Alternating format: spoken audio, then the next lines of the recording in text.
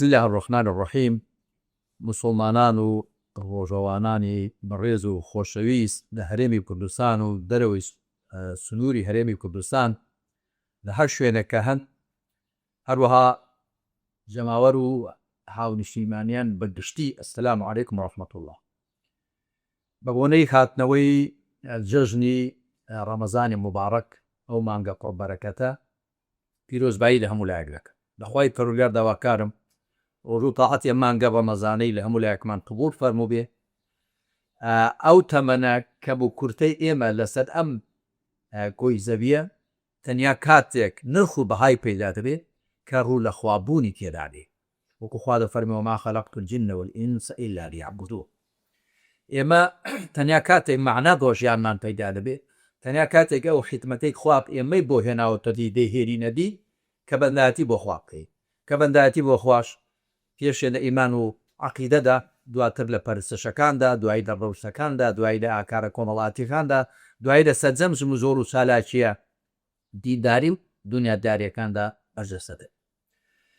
دواییش بەهۆی ئەم مانگە مبارەکەوە کە تێپەڕیوە جەژن دەجێڕی، چەند قسەیەکی کورتم هەبوو لەبارەی بارودۆخی ئێستای هەرێمی کوردستان و ناوچەکەوە چی بکرێ و چۆن بکرێت.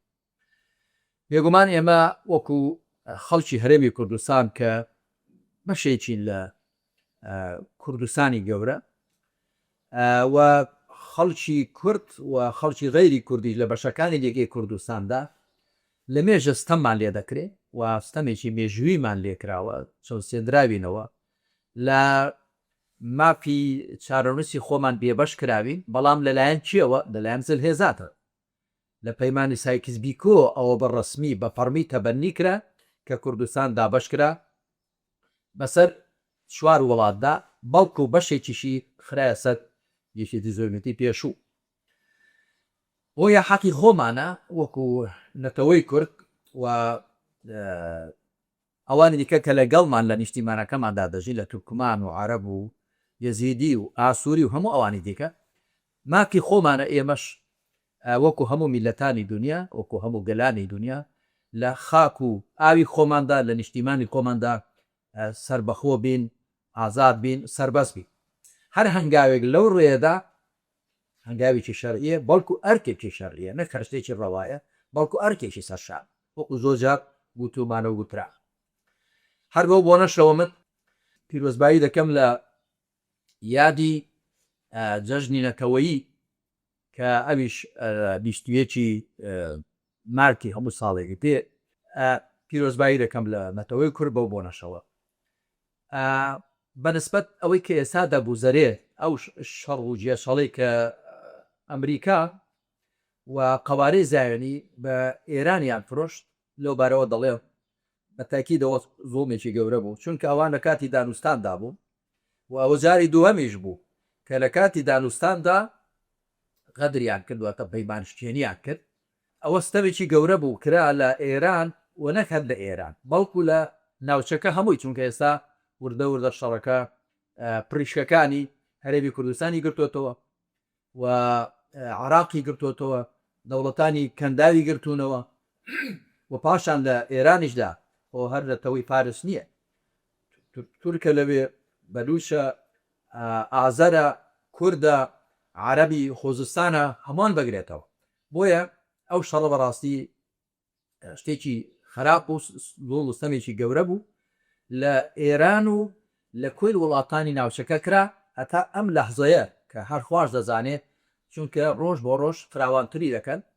بەڵام من زۆر خۆشحاڵم کە تا ئێستا بەرپرسانی هەرێمی کوردستان عاقڵانە مامەڵەیان کردووە. هەتا ئێستا نازانم لە بۆ دووە بەرەوکوێ دەچن، بەڵام تا ئێستا عاقڵانە مامەڵەیان کردووە. لەگەڵ وەرزاکە فشاریان لێکراوە بە پێی زانیاری من، کە قسەیان لەگەڵ کرد و تەلەفۆنیان بۆ کراوە، فشاریان لێکراوە، داوایان لێکراوە، بەڵام خۆیان کۆنتڕۆڵ کردووە، بەم لەولادا نەشکاوە، بەو لایەدا نەشتا ئەوم کە تەماحی تیاندا هەبووە. شتێکی باشیان کردووە بۆی کە بیانوو نەدرێتە دەست خەڵک، ئەم هەرێمەش ببێتە شەڕگە، ببێتە بەشێک لە شەڕەکە، چونکە ئێمە وەکو گوتم لە مێژە زۆڵ مستەممان لێ دەکرێت، باجارێکی دیکە بۆ هەڵەکانی خۆمانەوە زۆڵ مستەمێکی دیکە نێری لەسەر خۆمان و بەهانە نەدەینە دەست کەسانێک کە شەڕمان پێ نەفرۆشە. هەڵبەتە پێم ناخۆشە کە پرشی ئەم شەڕە هاتووە بۆ هەرێمی کوردستان، چ لە لایەنی هەندێک لە لایەنەکانی بەرهەڵسکاریەوە مقاومەوە، چ لە لایەنی ئێرانەوە، چ لە لایەنی قەوارەزایانیەوە، جاری واشتەکە واکێکەڵ دەبێ ساڕۆخێک لە شوێنێک دەدرێ نازانی هیچ چیە. پێمان ناخۆشە زۆر و ئومێدەم وایە کە لەوە زیاتر بەنسبەت ئێرەوە تەشەنە نەکە و هەرچی زیاتریش ئەو جەنگە کۆتایی پێبێ، بەڵام بەو شێوەیە کۆتایی پێ نەیەکە کوێخایەتی و خۆسەپاندنی ئەمریکا و قەوارەزایانی تەکریسکا و بیسەپێنێ. ئەوە شتێکی زۆر خراپە، دەرهاویشتەی زۆر خراپی دەبێ. هیواداریشم بەنسبەت نێوخۆی هەرێمی کوردستان و عێراقیشەوە ئێمە هیچ شتێک وەکو دادگەری بە کەڵکمان نایە. بناغەی تەبایی، بناغەی ئاشتەوایی کۆمەڵایەتی، بناغەی پێکەوە ژیان بریتێ لە دادگەری. هەر بۆیە خوا سوبحانەهو وتەعالا لە ئاەتی 25 سوورەتی الحەدیددا دەفەرمێ لەقەد ئەرسەلنا ڕوسولەنا بالبەیینات وئەنزەلنا معهم الکتاب والمیزان لیەقوم الناس بالقسط. هەموو پێغەمبەرانی ناردوون سەڵات و سەلامی خوا لەسەر بێ، کتێب و تەرازوشی لەگەڵدا بەزاردون، پێغەمبەرانی بە وەڵگە ڕۆشنەکان و ناردن بۆچی؟ تاکو خەڵک بە دادگەری بەڕێ بچێت.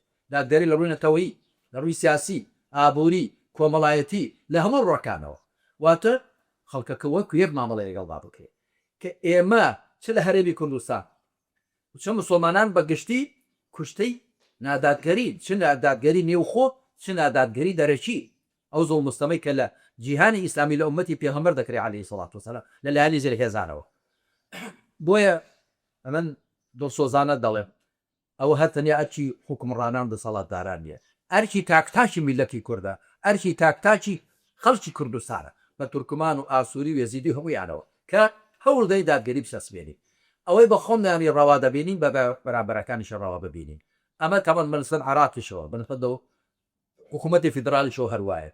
ئەوانیش دەبێ وەکوم زۆر جار بە سەرۆکوەزیرانم گوتووە بە سوودانی، پێم گوتووە کە تۆ تەنیا سەرۆکی پارێزگاکانی باشوور و نێوەڕاستی و ئەوەی عێراقی، بەڵکو تۆ سەرۆکی سەرۆکوەزیرانی عێراقی هەرێمیش بەشێکە لە عێراق، کەواتە تۆ بەرپرسیاری بەرامبەر بە موچەخۆران و بەرامبەر بە داریشتوانی هەرێمی کوردستانیش وەکو یەکەوانیش هاوڵاتی تۆن دەبێ ئاگادیان بێ. حکوومەتی فیدرالی دەبێ ئاگای لەوە بێ و با چی دیکە بە بیانووی ئەوە کە دوو حیزبەکەی کوردستان، دوو حیزبە حکومڕانەکەی کوردستان بەدڵی ئەو نابن یا شتێک دەکەن کە ئەو پێوە پێچەوانی دەستورە، باچی دیکە باجەکە بە خەڵک و جەماوەری هەرێمی کوردستان نەدە. هیواداریشم کە لەسەر ئاستی هەرێمی کوردستان نێو خۆشمان بەجددی ئەو واقعی کە تێدایی بکرێن، ئەو تەحەدیات و هەڕەشانی کە لە بەردەماندان بەجددی بیان هەبێنینەوە، بزانین کە هیچ شتێک وەکو تەبایی نیە خۆمان، وەکو پێکەوە بوونمان، وەکو هاوکاری یەکدیکردنمان، وەکو ڕێز لە یەکدیگرتنمان بە کەڵکمان نایە. با ئەم دەفەتە وەکو هەلێک بخۆزینەوە، ئەم بابدۆخە ئاوەزە هەندەرمان بێ، پاڵەرمان بێ بۆ پێکەوە بوون، بۆ هاوکاری پێکەوەکردن، بۆ زیاتر ئاوردان و لە خەڵک و جەماوەرەکەمە. با چاومان لە خەڵک بێ، خەڵک بێموچێ، بێژیانە، بێدەرامەتە و با بزانی کە لە داهاتوودا نازانین ئەم شەڕە بەرەو کوێ دەچێت، چەندی کەمان پرۆشێک بەردەکەوت. ئەوەی کە بە کەڵکمان دێ تەبایی نێو خۆمان و یەکگرتووی نێو خۆمانە. خوای پەروەردگار ئەو جەژنە دووبارە لە هەموو لاک مبارەکە، تاعاتی هەموو لا قبوڵکە، تەوفیقماندا زیاتر بەندایەتی خۆمان بۆ خوا بچەسپێنی و برایەتی لەنێو خۆماندا و لەگەڵ دەرودراوسیانیشدا بچەسپێنی. وصلى الله على محمد وعلى آله وصحبه أجمعين والحمد لله خير.